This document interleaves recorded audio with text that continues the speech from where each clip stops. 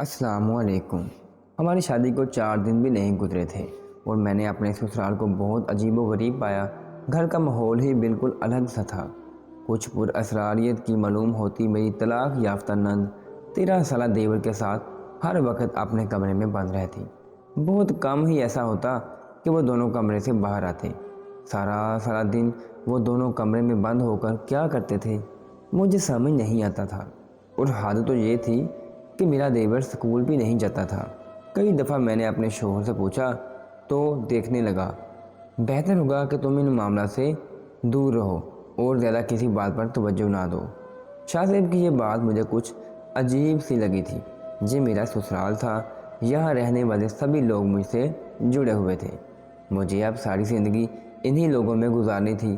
फिर कैसे मैं घर के मामलात और इन लोगों से दूर रहती। मगर शाहज़ेब मोहब्बत से मेरा हाथ पकड़ कर कहते, यह मैं तुम्हें अपने लिए लाया हूँ और तुम सिर्फ मेरे बारे में सोचा करो।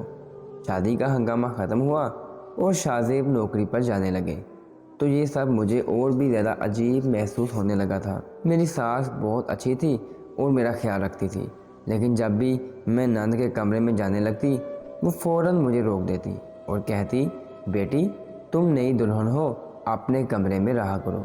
इनकी इस बात पर मुझे बड़ी हैरानी होती। ना वो मुझे छत पर जाने से रोकती थी, ना ही मेके के चक्कर लगाने थे।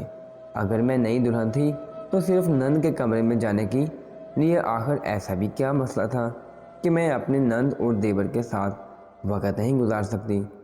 मैं चाहती थी कि मेरा उनके साथ एक मजबूत ताल्लुक़ कायम होता, कि हम आने वाली ज़िंदगी में एक साथ और अच्छे से रह सकें। लेकिन ऐसा तब होता जब मैं इनसे बातचीत कर पाती। शादी के इतने दिनों बाद भी मैं अब तक अपने देवर से कोई बात नहीं कर सकी थी। मेरा कोई भाई नहीं था, इसीलिए मैंने सोचा था कि छोटे देवर को ही अपने भाई की तरह रखूँगी। लेकिन अब तो अपनी नंद और देवर को लेकर मुझे बहुत ही ज़्यादा तजस्सुस हो गया था। ऐसा लगता था कि कोई ऐसी बात है जो मुझसे छुपाई जा रही है। मैंने अक्सर सुना था कि ससुराली बहू से घर की बातें छुपाते हैं, लेकिन सोचा नहीं था कि मुझ पर भी ऐसा वक्त आएगा।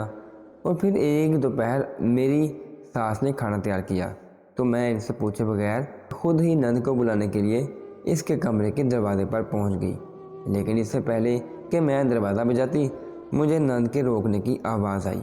वो रोते हुए अपने छोटे भाई से कह रही थी कि तेरी वजह से सारा ख़ानदान रोता है। जिस दिन से तू पैदा हुआ है सब के लिए मुसीबत बन गया है। ये देखकर मुझसे बर्दाश्त न हुआ। मैं फ़ौरन भागकर कमरे में गई और इसे रोक दिया। मैंने कहा, क्यों बच्चे के सामने ऐसी बात करते हो, इसका दिल ख़राब होगा। घर के लोग ऐसे कहेंगे तो बाहर वाले क्या खाक से इज्जत देंगे। मेरी नंद फरजाना ने मुझे देखा तो घर आ गई और कहने लगी, भाभी आप यहाँ क्या कर रही हैं। मैंने इससे कहा, यह क्या तरीका है, तुम एक छोटे बच्चे को इसके सामने इसके मुंह पर मुसीबत कह रही हो। फरजाना कहने लगी, भाभी आपको कुछ नहीं मालूम, बेहतर यह है कि आप इससे दूर रहा करें। आप जाएं, हम खाने के लिए आ जाएंगे। वो समझ गई थी कि मैं इसे खाने पर बुलाने के लिए आई हूँ। खाने की टेबल पर मैंने देखा कि हिशाम बेचारा सर झुकाए खाना खा रहा था। इसका मुंह सुर्ख हो रहा था। यकीनन वो बहुत ज़्यादा रोया था। इसे देखकर मेरा दिल बहुत ज़्यादा दुखी हो रहा था। अचानक ही मेरे दिल में ख्याल आया कि शायद फरजाना का ससुराल में भी यही रवैया होगा, इसीलिए तो इसे तलाक हुई है। वरना जितनी जवान वो थी, ऐसे में तलाक होना एक बहुत बड़ी बात थी।